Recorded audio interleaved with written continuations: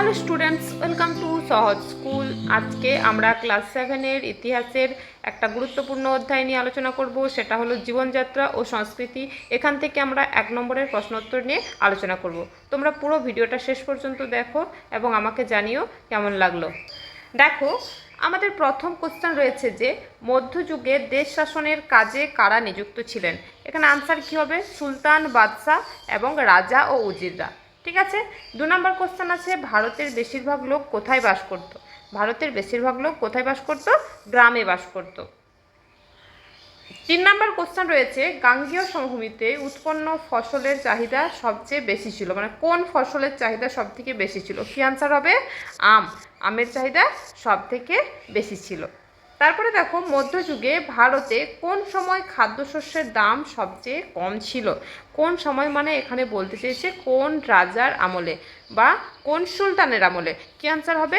ইব্রাহিম লোদির আমলে। ইব্রাহিম লোদি কোন বংশের রাজা ছিলেন? এখানে বলাই আছে কোন বংশ? লোদি বংশের রাজা ছিলেন। তারপরে দেখো, নেক্সট কোশ্চেন আমাদের রয়েছে 5 নম্বরে সুলতানি ও মুঘল যুগে কোথায় কোথায় শিল্পাঞ্চল ছিল? শিল্পাঞ্চল মানে মানে কলকারখানা গড়ে উঠেছিল। ঠিক আছে, তাহলে কি আনসার হবে? বাংলা ও গুজরাটে। বাংলা মানে কি? পশ্চিমবঙ্গ। আর গুজরাট মানে গুজরাট রাজ্য। তাহলে এই 5টা কোশ্চেন নিশ্চয়ই তোমরা বুঝতে পেরেছো। অবশ্যই তোমরা খাতা পেন নিয়ে বসো এবং খাতা পেনে কোশ্চেনের আনসারগুলো লিখে নাও। আর আমি যেগুলো ভিভিআই বলবো সেগুলো কিন্তু তোমরাও স্টার্ট দিয়ে রাখবে। সেগুলো কিন্তু তৃতীয় সামেটিক পরীক্ষার জন্য ভীষণ গুরুত্বপূর্ণ। যেমন ধরো এখানে যে 5 নম্বর কোশ্চেনটা আছে এটা কিন্তু ভিভিআই। ওকে, ভেরি ভেরি ইম্পর্টেন্ট। 6 নম্বর কোশ্চেন আছে সুলতান বহলুল লোদির আমলে প্রচলিত মুদ্রার নাম কি? কি নাম? বহলুলি মুদ্রা। এটা কিন্তু ভীষণ ইম্পর্টেন্ট, তোমরা স্টার্ট দিয়ে রাখো। তারপর আছে মধ্যযুগে সমাজ কেমন ছিল? কেমন ছিল? যৌথ ও পরিবার ভিত্তিক। মধ্যযুগে দিন রাতকে কয়টি প্রহরে ভাগ করা হতো? 8টি প্রহরে। ফার্সি ভাষায় প্রহরকে কি বলা হতো? পাঁচ বলা হতো। কি বলা হতো? পাঁচ। তাহলে বাংলায় যেটা প্রহর, ফার্সি ভাষায় সেটা কি? পাশ। এক একটি প্রহর আজকের হিসাবে কত ঘন্টা? এক প্রহর মানে হচ্ছে 3 ঘন্টা। এক প্রহর মানে হচ্ছে 3 ঘন্টা। তাহলে 24 ঘন্টা মানে কত প্রহর? 24 ঘন্টা মানে 8 প্রহর। তোমরা নিশ্চয়ই বুঝতে পেরেছো। তাহলে 8 প্রহরে হচ্ছে একদিন। 11 নম্বর কোশ্চেন আছে, দেখো কত পলে একদিন হয়? 3600 পলে হচ্ছে একদিন।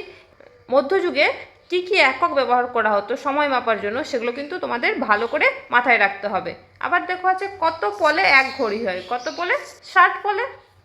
মধ্যযুগের একটি জনপ্রিয় খেলার নাম কি?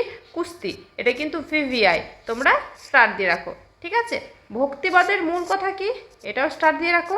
ভগবানের প্রতি ভক্তের ভক্তি বা ভালোবাসা। ভক্তিবাদের মূল কথা কি? না ভগবানের প্রতি ভক্তের ভালোবাসা। সেটা হচ্ছে কি ভক্তিবাদের মূল কথা। ভক্তিবাদের একটা অন্যতম বৈশিষ্ট্য কি? না ভগবানের কাছে পুরোপুরি আত্মসমর্পণ করা। তারপরে দেখো রয়েছে জীবনযাত্রা সংস্কৃতি থেকে 16 নম্বরের কোশ্চেন। দক্ষিণ ভারতে কাদের হাত ধরে ভক্তিবাদ জনপ্রিয় হয়েছিল? VVI, very very important. কি আনসার হবে? আলভার ও নাইনার। ঠিক আছে, কি নাম ছিল তাদের দুজনের?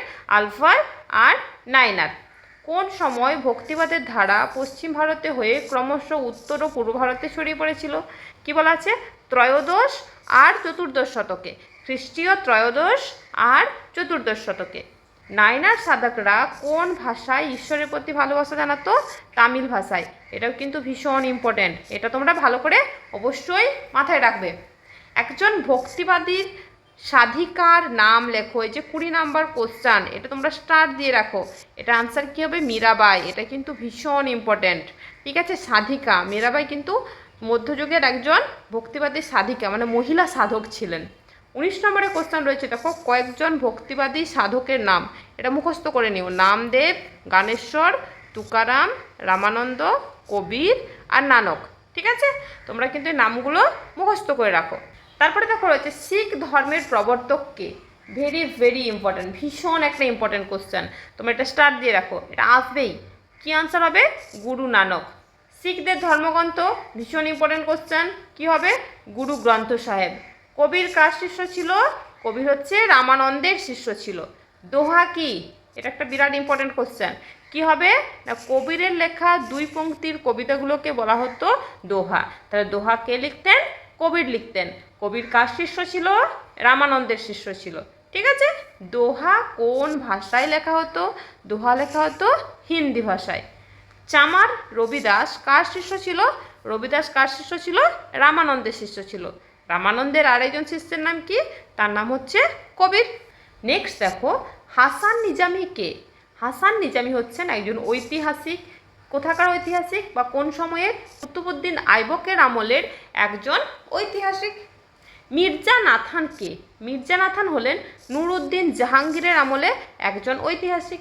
এই কোশ্চেনটা আবার ঘুরিয়ে আসতে পারে যে কুতুবউদ্দিন আইবকের আমলের একজন ঐতিহাসিকের নাম বলো, তখন তোমরা কি অ্যান্সার করবে? হাসান নিজামী। আবার যদি একই রকম কোশ্চেন করে জাহাঙ্গীরের আমলে একজন ঐতিহাসিকের নাম, তখন কি হবে? মির্জা নাথান।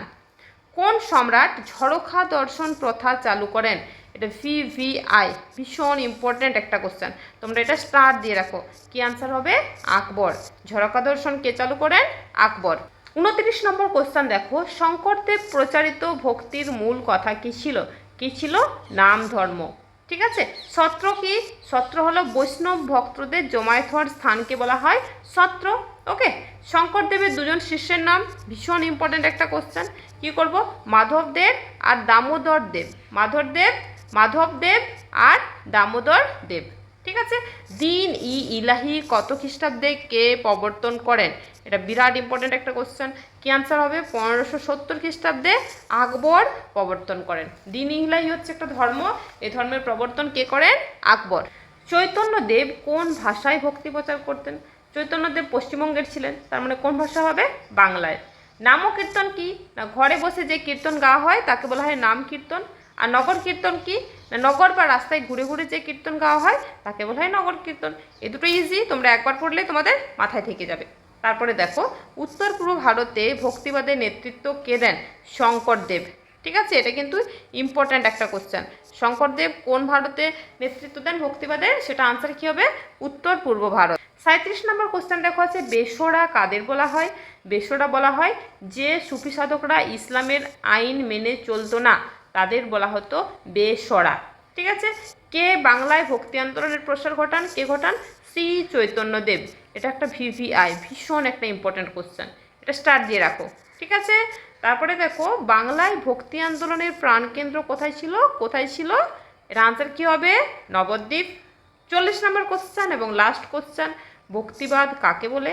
শ্রী চৈতন্য এবং তার অনুগামীরা একটি সামাজিক নীতি মেনে চলার উপর জোর দিয়েছিলেন, এই নীতিকে কি বলা হয়?